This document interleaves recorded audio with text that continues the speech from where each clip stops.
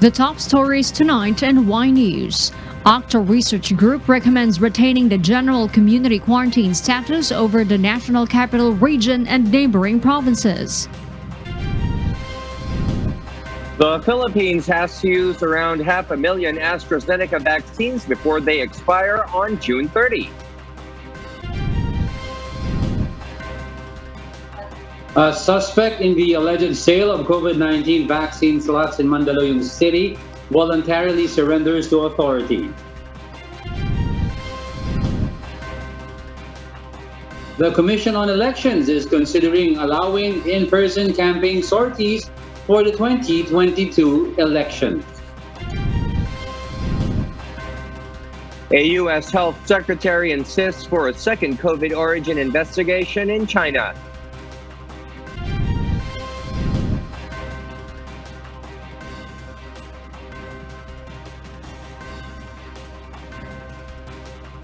And scientists restore a blind man's vision after gene therapy. Good evening, Philippines and the world. Today is Wednesday, May 26, 2021. I am Harleen Delgado. Join us in the next hour as we deliver today's top stories around the country and in other parts of the world. I'm Angelo Castro III. We are also seen in 1,935 satellite monitoring centers nationwide and via live streaming worldwide through the UNTV News and Rescue social media accounts and our website, untvweb.com. I am William Theo. First in the news. COVID-19 infection cases per day in Metro Manila are now lower than the average during the peak of the surge in March and April. But the independent research group OCTA still recommends the extension of the general community quarantine status of NCR and neighboring provinces. In June, Rosa Licons explains why. OCTA research data shows that the average number of new daily cases in Metro Manila in the last 7 days is 1,099. This is still far from the pre-COVID-19 surge status of 400 new daily cases in February. Thus, the group of experts recommends to extend the general community quarantine status over Greater Manila area for June. While we believe that we can relax restrictions, we think that we should try to retain the GCQ at this time because the cases are still significant. OCTA adds the average weekly COVID-19 cases in NCR is 80% lower than the average during the peak of the COVID-19 surge in April. However, the public should not be complacent and should keep on strictly adhering to the health protocols because Metro Manila will always be at risk for another surge due to new and more infectious coronavirus variants. Meanwhile, the OCTA research supports the efforts of the government to prioritize the NCR Plus 8 areas in the vaccination rollout, particularly in Metro Manila, Pampanga, Bulacan, Rizal, Cavite, Laguna, Batangas, Metro Cebu, and Metro Davao, which are the COVID-19 hotspots in the country. Though herd immunity in the Philippines is hard to achieve this year, herd immunity can still be targeted over the NCR Plus areas before December 25, 2021. This through vaccinating the 70% adult population of the NCR Plus 8 areas for the next 6 months, or equivalent to 25.9 million Filipinos. We should be vaccinating in the NCR Plus 8 between 200,000 to 300,000 doses per day for the 6-month period beginning in June 1st. Containment of COVID-19 is possible by October, and the risk of COVID-19 surge will be eliminated in NCR Plus 8 areas if the country will be able to inoculate an average of 250,000 doses per day. OCTA says achieving herd immunity over the NCR Plus 8 areas before December 25, 2021 will be beneficial for the whole country. There is a global shortage of vaccines, and so this will allow us to optimize the deployment of the scarce vaccines. The NCR Plus 8, these are the hottest areas of the pandemic in our country. This is the head of the snake. And if we cut off the head, then it's the head that is feeding the surges nationally. Vaccine SAR National Task Force Against COVID-19 Chief Implementer Secretary Carlito Galvez has mentioned before that the government is eyeing to administer 120,000 doses a day in Metro Manila alone once bulk of vaccine supplies arrive in the country. Rosa Licoz, UNTV News and Rescue. We serve the people, we give glory to God. The public has nothing to worry about the 1.5 million doses of AstraZeneca vaccines that will expire next month. The government assures that no doses will be wasted. Aiko Miguel explains why. 1 million out of 1.5 million doses of AstraZeneca vaccines that will expire on June 30 have been administered in the country as first dose, according to National Vaccination Operations Center Chairperson, Health Undersecretary Mirna Kabutahe. Nearly 500,000 doses of the batch are left to be used. Meanwhile, 500,000 AstraZeneca dosages that will also expire in July are now being used as a second dose for vaccine recipients who received their first shot last March. So we are confident by end of June na-i-job na itong ating remaining 500 as first doses habang kinokompleto natin yung pang second dose ng first batch. According to Interagency Task Force Chief Implementer and Vaccine Czar, Secretary Carlito Galvez Jr., they have planned the distribution and inoculation of AstraZeneca for the priority sector that will all be used before June 15. As of May 25, 4.4 million Filipinos have been inoculated with the available COVID-19 vaccines. Of this number, 1.9 million belong to the A1 sector. 581,797 of them have been fully vaccinated. Karamihan po ng ating nabakunahan, yung tinatawag nating priority A1, nasa 85% na po tayo ng ating A1 ng first dose na master listed. Tapos pumapangalawa po yung mga senior citizen na 1.1 million. Mga 12% pa lang po ang ating nababakunahan na senior citizen. The government expects 10 million doses of COVID-19 vaccines to arrive next month. Health authorities are continuously convincing all those who belong to the priority sector to get immunized against COVID-19. Aiko Miguel, UNTV News and Rescue. We serve the people, we give glory to God. Meanwhile, additional test kits will be provided by the National Task Force, or NTF, to provinces with high COVID-19 cases. The NTF is also not allowing the implementation of home quarantine to avoid further transmission of the virus in the provinces. Marvin Calas will tell us why. Along with the lowering of COVID-19 cases in NCR Plus, the government is strictly monitoring the growing COVID-19 cases in the provinces, including Western Visayas, Zamboanga Peninsula, and the Cordillera Administrative Region, among others.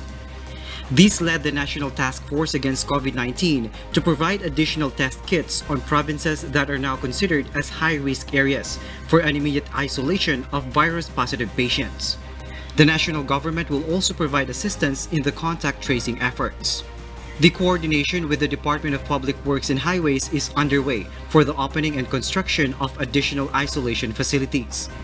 Sa pagbisita natin ay mga kasama tayo tulad nila Mayor Magalog, siyang biyasa sa contact tracing na nagbibigay ng mga best practices tungkol sa mga ginagawa ng ibang LGUs na maaaring i-adapt ng mga LGUs na ngayon kung saan natin nakikita ang pagtaas. So ganun din ang ating pagbigay dito ng testing kits kasi nga hindi nga natin nakikita ang virus at ang pinakamahina ay sa pamamagitan ng pagtitest ng mga concerned areas. In addition, the NTF does not allow the implementation of home quarantine protocols. Yung protocol din ng home quarantine, ang ibang LGUs ay yan pa rin ang kanilang ginagawa na hindi na natin inirekomenda. Kasi ang nangyayari ay naahawa yung lahat ng mga kasama nila sa pamilya at siya namang naipapasa rin sa iba sa komunidad. Based on the NTF's assessment, the increasing COVID-19 cases in other provinces may have been caused by unmonitored mass gatherings. Maaaring may ilang mga mass gathering na hindi nila natukoy na nagdulot ng ganitong pagtaas. So, iba't ibang klase ng mass gathering na maaaring hindi na monitor ang pinagmumulan ng mga kaso ito. Lalo na kung may mga sumali na mga dayuhan or yung bibisita lang sa lugar na yun na nanggagaling sa iba nating mga lugar na mayroong mga kaso. The NTF also reminded that local governments have the power to impose strict border restrictions to help aid the worsening COVID-19 cases in their respective areas. Marvin Calas, UNTV News and Rescue. We serve the people, we give glory to God. The Philippines' total tally of COVID-19 cases has reached 1,193,976 after the Department of Health or DOH reported 5,310 additional infections today. In its latest case bulletin, the DOH said the country's number of active cases is down to 46,037. Of these cases, 92.5% are mild, 2.1% are asymptomatic, 1.51% are moderate, 2.2% are severe, and 1.7% are in critical condition. The DOH noted in its report that 4 testing laboratories failed to submit data on time. Total recoveries rose to 1,127,770 after 7,408 more patients survived from the viral respiratory disease. The death toll climbed by 150 to a total of 20,169. Senators Christopher Lawrence Bongo and Franklin Drilon once again had an almost heated exchange in the Senate plenary over local hospital bills. Harleen Delgado will tell us why. Franklin Drilon has defended himself once again against the alleged 15 hospital bills, which seeks to increase the bed capacity of local hospitals in the country. In a Senate session last week, Drilon and other senators questioned 2 of the bills being sponsored by Go, who sits as the chairperson of Committee on Health due to its renationalization provisions and funding concerns. In today's plenary, the minority leader said the approval has been delayed because of the committee's inaction and not because of his questioning. For one, he cited House Bill 2582, seeking to increase the bed capacity of a lying-in clinic in Rizal, Palawan. Citing Senate records, Drilon says it was referred to GOS committee in January last year and it took 10 months before a hearing was conducted. He added the committee report was created only in February of this year and was reported out in the plenary last week. According to Drilon, this was the reason why the intended increase in the bed capacity was not funded in the 2021 national budget. Kawawa naman po ang nakatira sa Rizal, Palawan. Naghintay po sila ng 15 buwan. Hindi po dahilan sa ating pagtatanong, kung hindi dahilan po, ito po hindi inaksyonan ng komite. Kung tayo po ay concerned sa buhay ng ating mga kababayan, dapat po noon kaagad, 1 taong nakalipas, ay dapat nagawa na natin ito. But Go denies this, saying that the committee had to wait for the needed documents from government agencies. The neophyte senator adds his committee prioritized bills needed for COVID-19 response. Hindi po natin pinapatulog po ito. For example po, LGU resolution, napakatagal pong magbigay nito at alam naman natin na dapat bago natin dalahin dito sa floor ay kumpleto na po ang itong mga requirements. But Drilon wants a clear answer. So hindi po totoo, Senador Go, na pinapatagal ko po itong mga pagpasa nito mga batas na ito. Dahil maliwanag na Enero pa lang ay nasa committee na ng health kung saan kayo po ang chairman. At doon po tumagal ang panukalang batas. Sinabi ko po kanina, Mr. President, that the minority leader and I and all of us just want to help our country. Sa gitna po tayo ng pandemya. May tanong po akong specific. You said that you pretend to support these bills, but in fact you do not. And you're saying, pinapatagal ko ang pagpasa nitong mga panukalang batas. Hindi po totoo yan, hindi po ba? Now I am convinced, Mr. President, that you are willing to help these measures to be passed. Some of the bills that aim to increase the bed capacity of hospitals under the Department of Health have been approved on second reading. Harleen Delgado, UNTV News and Rescue. We serve the people, we give glory to God. The suspect in the alleged selling of vaccine slots has surrendered to authorities in Mandaluyong City. JP Nunez will tell us why live. Yes, JP, why did the suspect surrender? Jago, the suspect identified as Kyle Cedric Bonifacio, denied allegations against him after his identity came up in the investigation. Earlier, Mandaluyong City Mayor Carmelita Menchi Abalos and Metro Manila Development Authority Chairman Benher Abalos Jr. presented the suspect to the media and law enforcement authorities. Mayor Abalos said Bonifacio was surrendered by his father, a barangay kagawad in Mandaluyong City, after the Mandaluyong police began seeking Bonifacio after his identity came up in their investigation. Nung gabi, tumawag sa akin yung father, nagsabi siya sa akin na, "Ma'am, anak ko po yung hinahanap nyo." So sabi ko, di syempre na-shock din ako that I thought hindi taga Mandaluyong to eh. And then, nung nalaman ko na ganon, kinabukasan sabi niya, "Ma'am, pupunta ako sa inyo, isusurrender ko yung anak ko sa iyo." However, Bonifacio denied selling vaccine slots and has ambiguously mentioned the involvement of another person in the scheme. Gusto ko lang po sabihin na hindi po ako talaga nagbenta at yung resibo po na yun ay kusang bigay po sa akin nung taong yun. Confident po ako na wala po akong kasalanan dito at lumutang po talaga ako sa publiko para matapos na tong issue na to. Meanwhile, MMDA Chairman Abalos Jr. declared the case as solved, noting that Bonifacio would be turned over to the Mandaluyong Police and the National Bureau of Investigation for further investigation. Depending on the result of their investigation, he said Bonifacio may face charges such as estafa, bribery, corruption of public officer, or even bayanihan law by taking advantage of the COVID-19 pandemic. Diego Abalos also asked the public to report any other incidents of vaccine selling or those selling vaccination slots, noting that even those who buy from these individuals will be arrested. That is our report live. Back to you, Diego. Thank you, JP Nunez, for that report.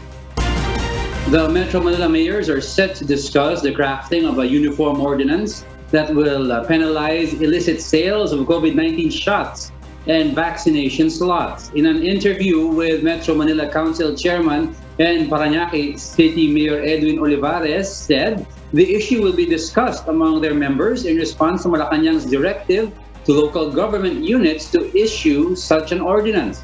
The City of Manila has earlier approved an ordinance prohibiting the sale of COVID-19 vaccines and vaccine slots, which is penalized by imprisonment and fines.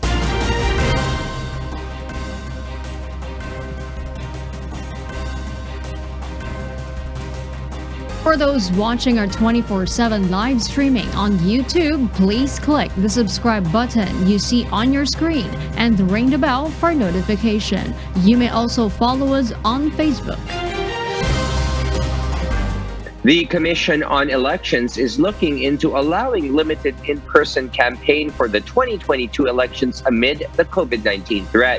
But candidates might have to say goodbye to their usual antics. Harleen Delgado will tell us why. A little less than a year from now, the Filipino people will cast their votes to elect the next leader of the country. But how will the pandemic change the election landscape, such as the campaign? According to the Commission on Elections, they are still studying the rules and measures to be placed for the new normal campaigning. But they are now looking into allowing campaign sorties with a limited capacity. We will probably limit the number of people to attend, the time, as well as yung walang interaction in the sense that magkaroon ng yung magka-handshake, mag-ahawak ng babies, magkahalik ng mga babies. I-ano namin yan, i-discourage na namin yan. Despite this, the Commission says they will encourage the candidates to utilize social media for the campaign. According to COMELEC Commissioner Antonio Co. Jr., they consider social media as broadcast in terms of limits in the campaign spending. We will be strict on that matter, especially we anticipate na this coming election, social media presence would be a major thing, no, for campaigns, no. it's a great equalizer probably for people, for candidates who have less funding. The poll body is studying the possible launching of a website that will give all national candidates the chance to explain their platforms to the public. The campaign period for national candidates will run from February 8 to May 7, 2022, while local candidates can start campaigning on March 25 to May 7, 2022. The COMELEC adds it is also studying assigning specific dates for national and local positions and the filing of certificate of candidacies to avoid crowding. Jorlene Delgado, UNTV News and Rescue.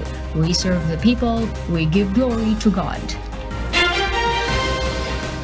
Meanwhile, the bilateral negotiations between the Philippines and China in the West Philippine Sea dispute may be set aside due to the upcoming national elections. According to a political analyst, the United States and China will have to observe first who will be hailed the next leader after President Rodrigo Duterte.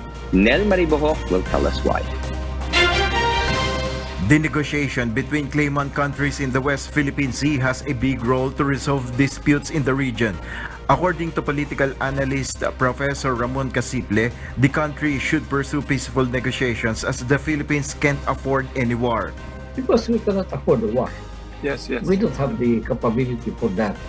Yes. And I think what should happen is that even if bilaterally or multilaterally, we should have many other countries on our side. But any talks with other countries regarding the territorial disputes may be set aside due to the upcoming 2022 elections. It's not the proper time to negotiate now because we will have a changing leadership. Casiple explained that the powerful nations like China and United States are also awaiting for the policies of the next leader of the country to push for their interest in the region. According to Professor Lucio Blanco Pitlo, a maritime security analyst, the bilateral negotiation was effective in resolving the disputes. I think bilateral negotiations, in a way, played a part in diffusing tensions when incidents arise. For instance, when there was standoff between Malaysia, China, and Vietnam vessels in the southern part of the South China Sea last year, there was also the incident at Vanguard Bank between Vietnam and that of China. All of these were eventually settled. Some critics are opposing the administration's direct negotiation with China on the West Philippine Sea dispute. Vice President Leni Robredo pushes for a multilateral approach in resolving the territorial issues. The arbitration case filed by the previous Aquino administration in 2012 is an example of multilateral approach, with the country bringing the case before the Permanent Court of Arbitration in The Hague. Nel Maribojoc, UNTV News and Rescue. We serve the people, we give glory to God.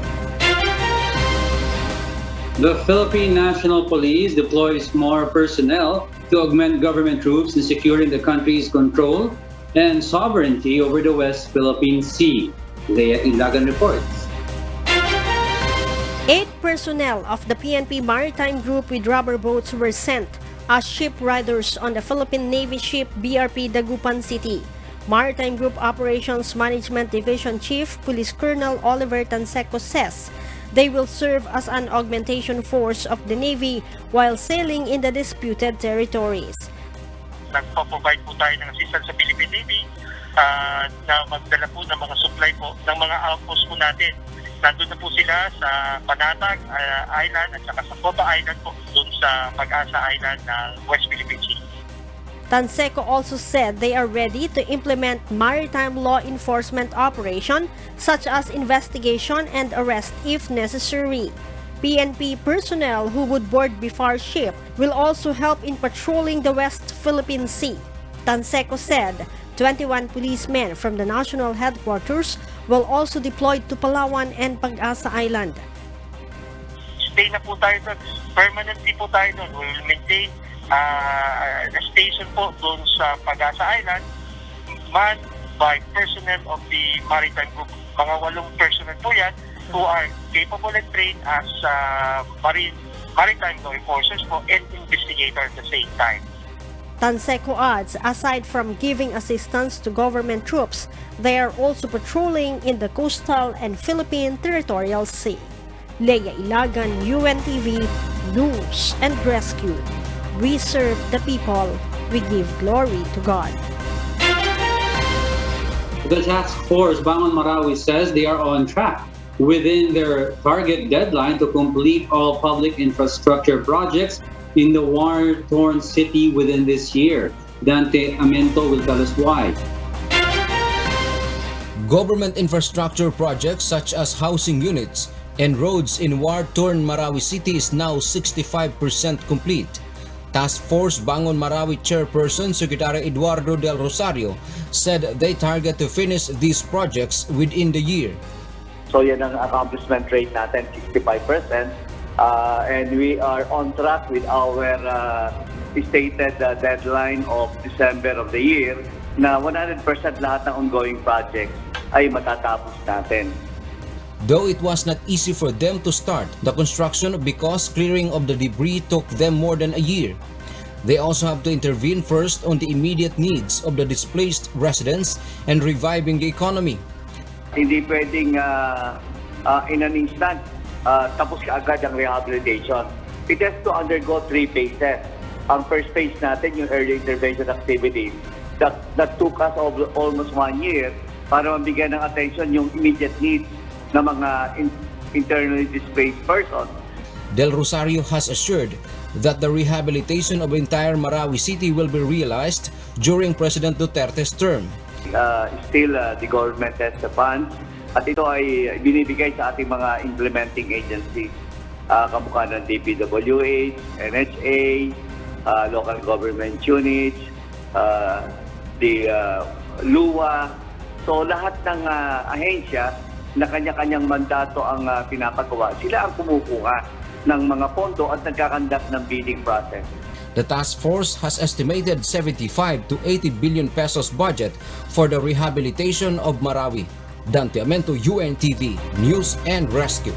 We serve the people. We give glory to God. Filipinos may soon be allowed to go back to their work in Israel after the tension in the country has subsided. Meanwhile, the Labor Department clarifies that unvaccinated OFWs can still work in Saudi Arabia. Ray Pelayo will tell us why.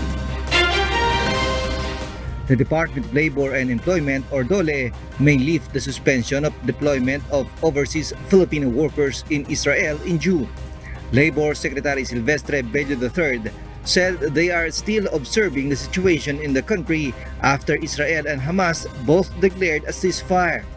So give it another 2 or 3 weeks at ma-maintain talaga yung observance, strict observance of the ceasefire agreement between Israel and the Palestinian and the Hamas, then we will already consider giving the OFWs their OEC, which is the final document that they will need for the deployment. There are around 30,000 OFWs in Israel, and most of them are working as caregivers. OFW entering to Israel may still process their documents like the 400 caregivers who were recruited through the bilateral agreement. Meanwhile, unvaccinated OFWs may still be deployed to Saudi Arabia. Secretary Bello said that the travel ban policy of Saudi Arabia is for unvaccinated foreign travelers. Yung patakaran na yun, yung bagong policy ng Saudi, ay kino-cover lamang yung mga foreign travelers, hindi kasama yung ating mga OFW. DFA Undersecretary Brigido Dulay said that OFWs inoculated with an authorized vaccine by Saudi Arabia will just have to undergo quarantine and swab test before entering the country. Ray Pelayo, UNTV News and Rescue. We serve the people.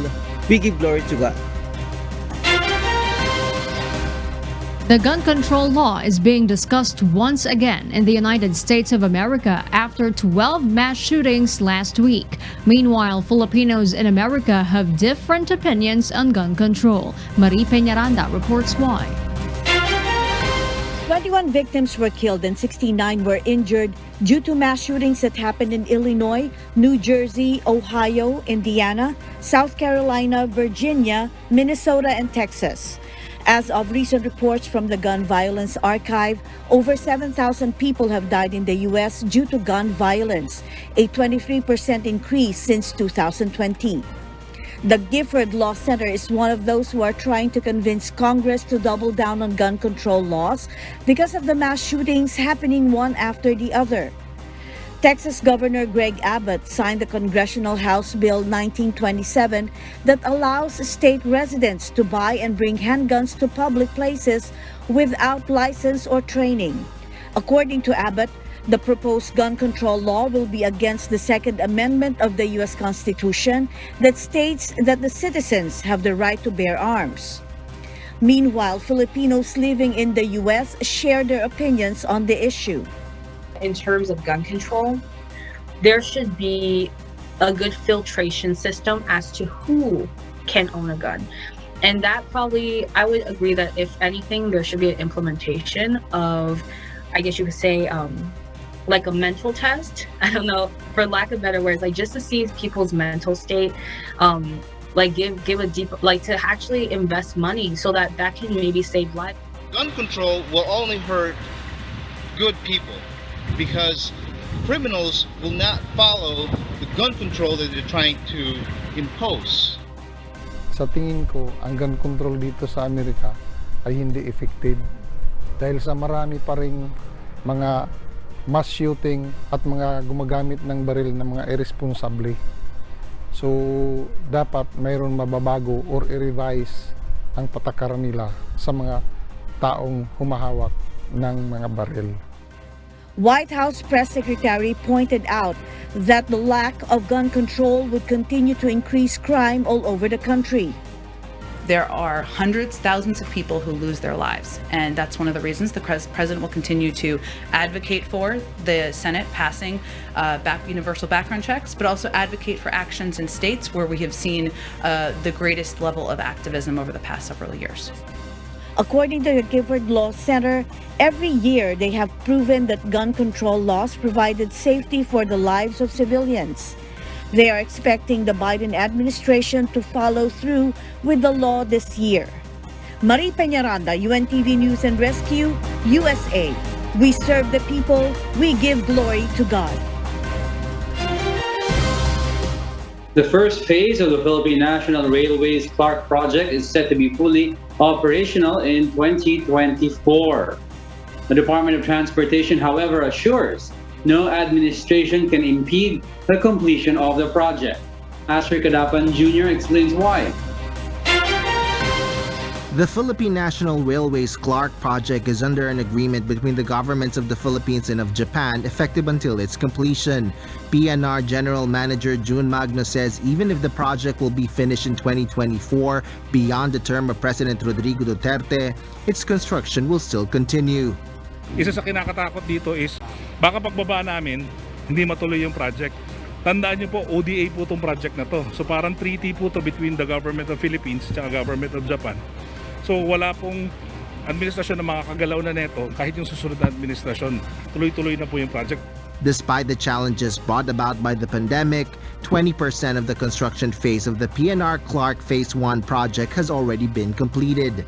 Transportation Secretary Arthur Tugada explains that since it was approved in 1993, the project only started in 2018, where train sets and simulators are also expected to arrive this year.